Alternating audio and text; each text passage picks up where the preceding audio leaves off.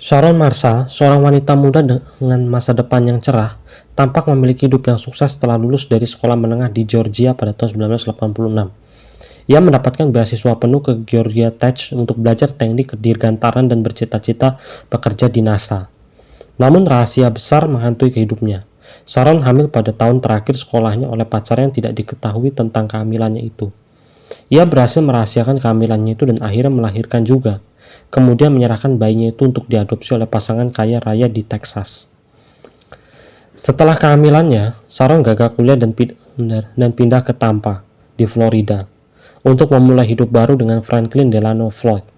Meskipun mereka tinggal bersama, Sharon mulai berkencan dengan pria lain dan hamil lagi. Kali ini dia memutuskan untuk tetap menjaga anak tersebut dan membesarkannya bersama Frank. Sharon melahirkan Michael George Marshall pada tahun 1988. Hubungan Sharon dan Frank sangat tidak jelas, apakah romantis atau enggak, tapi mereka tinggal bersama dan membantu merawat anak Sharon. Frank bekerja sebagai seorang pelukis.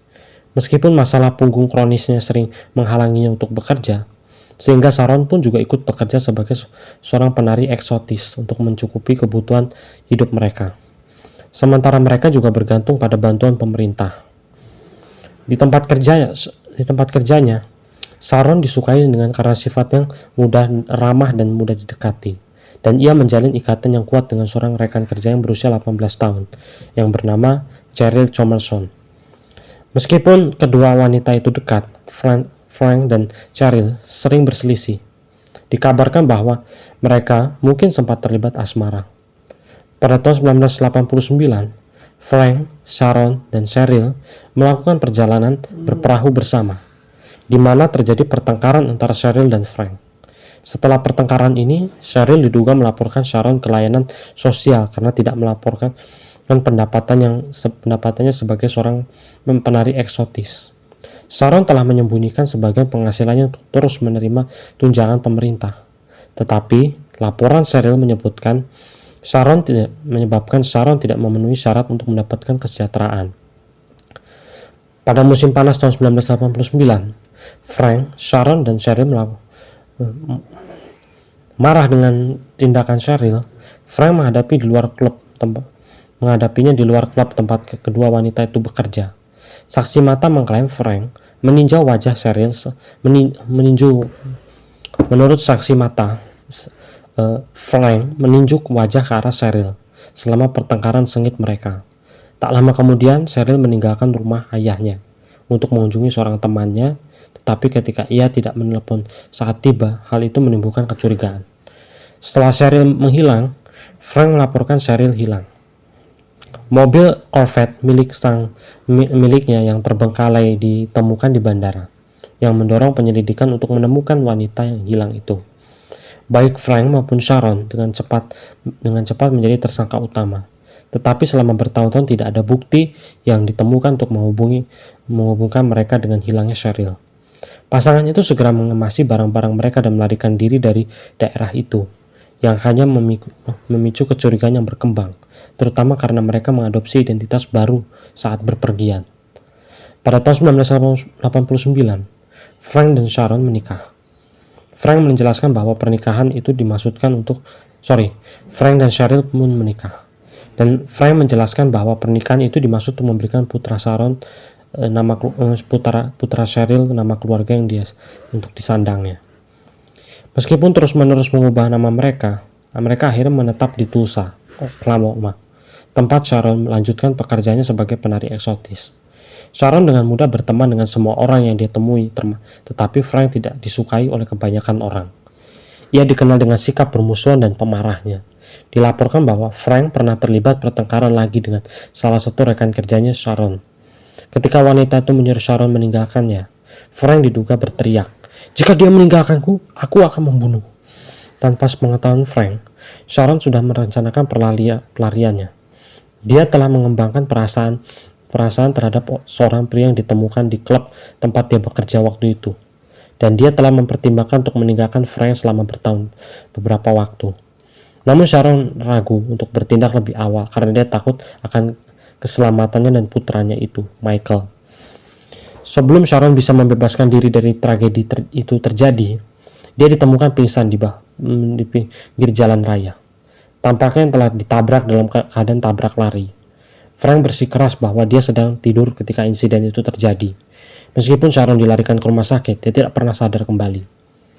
Teman-teman Sharon dan dari klub mengunjunginya selama pemulihan, dan banyak yang mengira dia membaik. Namun Frank tiba-tiba melarang mereka menemuinya tanpa memberikan alasan apapun. 5 hari kemudian, Sharon meninggal karena luka-luka. Tindakan aneh Frank menimbulkan kecurigaan, terutama mengingat perkembangan Sharon yang tampak sebelum kematian yang tiba-tiba. Dokter menanganinya juga menyatakan keraguan dan setelah memar lama di tubuhnya memutuskan bahwa kematian itu adalah penghabisan. Ia bahkan menduga bahwa cedera kepala yang fatal itu mungkin bukan disebabkan oleh mobil. Meskipun tidak seorang pun dapat membuktikan secara pasti bahwa Frank menabrak Sharon dan membunuhnya menghabisinya saat ia berada di rumah sakit, banyak yang mulai mencurigakan. Teori ini semakin didukung ketika terungkapnya bahwa rekan kerja Sharon harus membayar batu nisannya, bukan Frank. Tak lama kemudian Frank menghubungi beberapa perusahaan asuransi jiwa untuk menagih polis asuransi milik Sharon senilai 80.000 US dollar.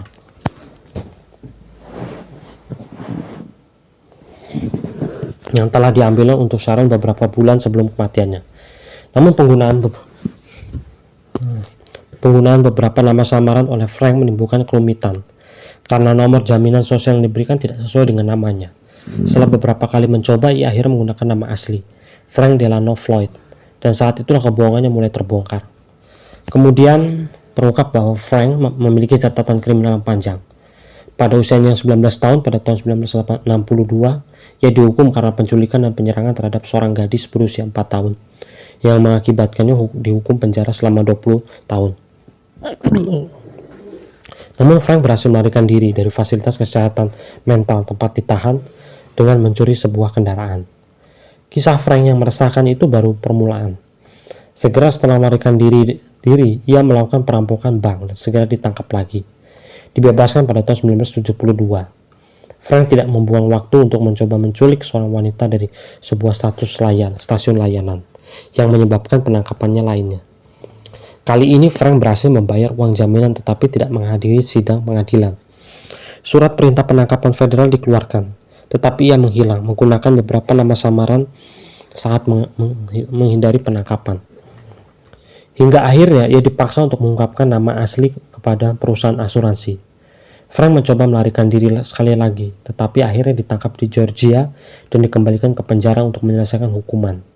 Teman-teman Sharon merasa keadilan atas penangkapannya, karena mereka yakin bahwa penangkapan itu mengakhiri kematian dini Sharon.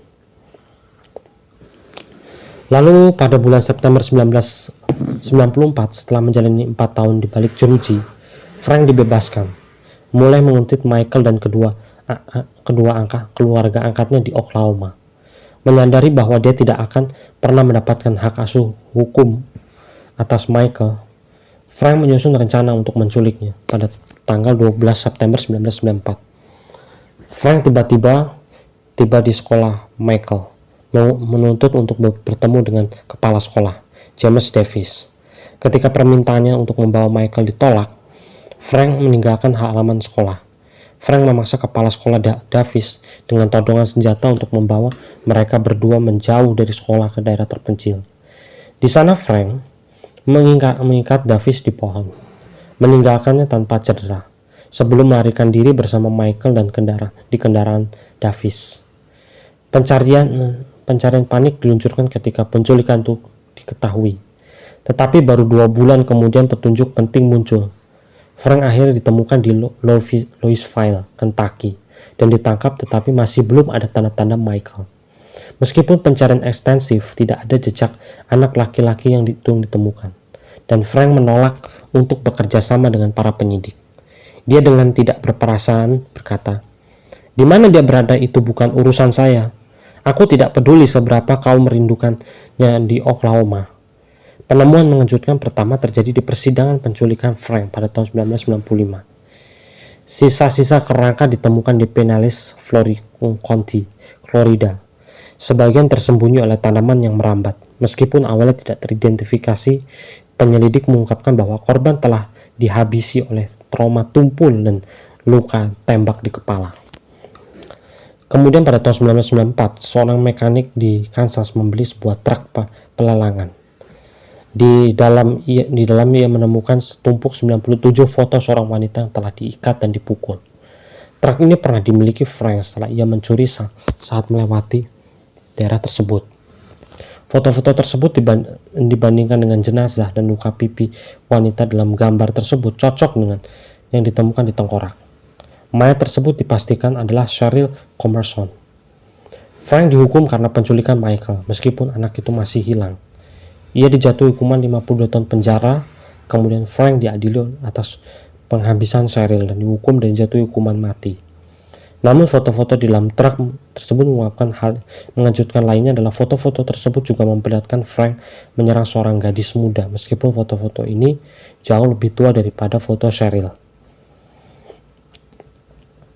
Setelah dibebaskan, Sandy kembali dan mendapatkan rumahnya kosong dan anak-anaknya hilang. Butuh waktu bertahun-tahun untuk melacak dua putrinya.